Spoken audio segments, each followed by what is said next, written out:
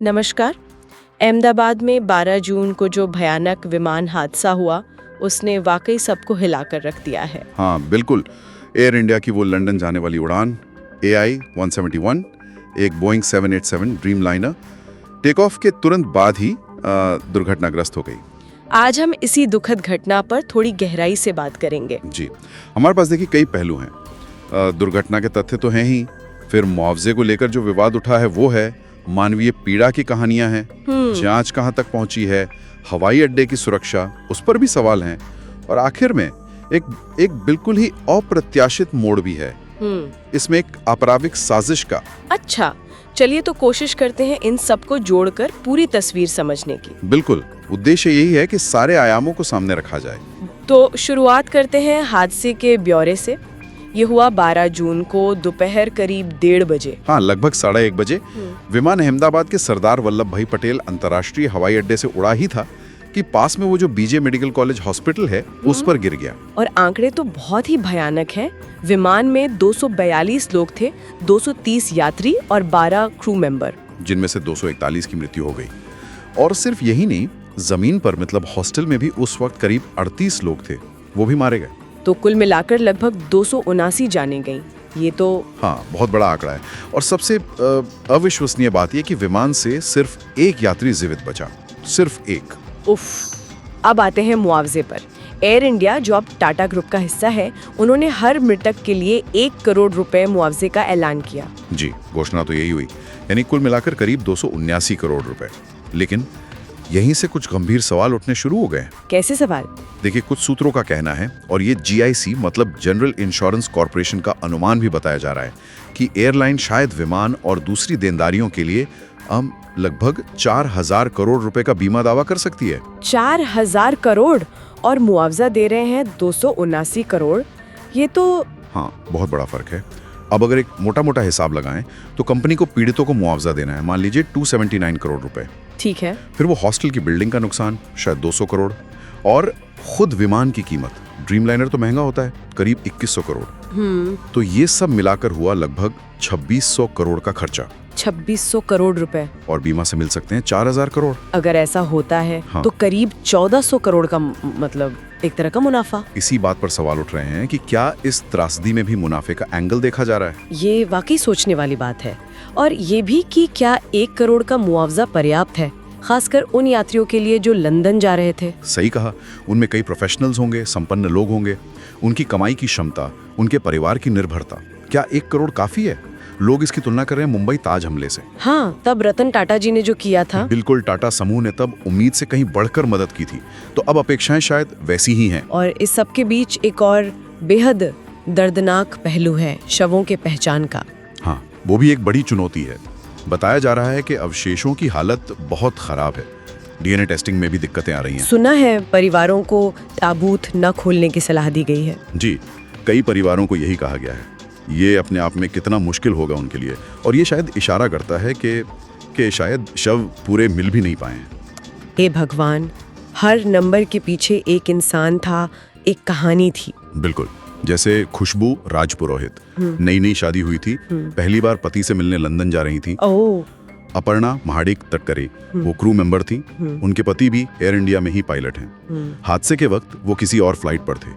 सोचिए उन पर क्या गुजरी होगी। कल्पना करना भी मुश्किल है। एक और क्रू सदस्य नगनथोई शर्मा कंकृत्यप्पम, उनके परिवार का दुख, मतलब हर सीट पर एक सपना था जो अब अधूरा रह गया। हादसे की वजह क्या थी, इस पर जांच कहां तक पहुंची है? ब्लैक बॉक्स मिला। हाँ, ब्लैक बॉक्स यानी CVR और FDR दोनों मिल गए हैं। CVR मतलब कॉकपिट वॉइस रिकॉर्डर, जिसमें पायलटों की बातचीत रिकॉर्ड होती है, और FDR फ्लाइट डेटा रिकॉर्डर, इसमें विमान के तकनीकी आंकड़े होते हैं। तो डेटा निकाल लिया गया है। अब भारत की AIB, अमेरिका की NTSB और ब्रिटेन की AIB, ये तीनों मिलकर विश्लेषण कर रही हैं। कोई शुरुआती अंदाजा? शुरुआती शक इंजन फेलियर पर है, पर ये सिर्फ अटकलें। अभी आधिकारिक रिपोर्ट का इंतजार करना होगा। जांच तो चल ही रही है, लेकिन हवाई अड्डे की सुरक्षा पर भी गंभीर सवाल उठ रहे हैं, आप कह रहे थे। जी, एक सामाजिक कार्यकर्ता ने दावा किया है कि एयरपोर्ट के आसपास करीब 333 इमारतें या निर्माण ऐसे हैं जो ऊंचाई के नियमों का उल्लंघन करते हैं।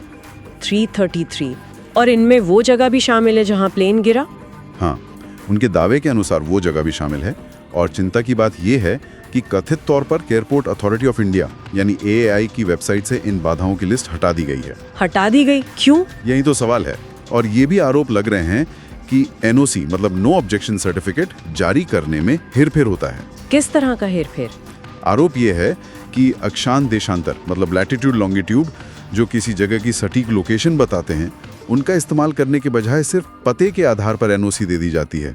मतलब कोई बिल्डर किसी दूर की लोकेशन का लैटिट्यूड लॉन्गिट्यूड दिखाकर एयरपोर्ट के पास ऊंची बिल्डिंग बना सकता है, ऐसा? आशंका तो यही जताई जा रही है कि इस तरह नियमों को ताक पर रखा जा रहा है।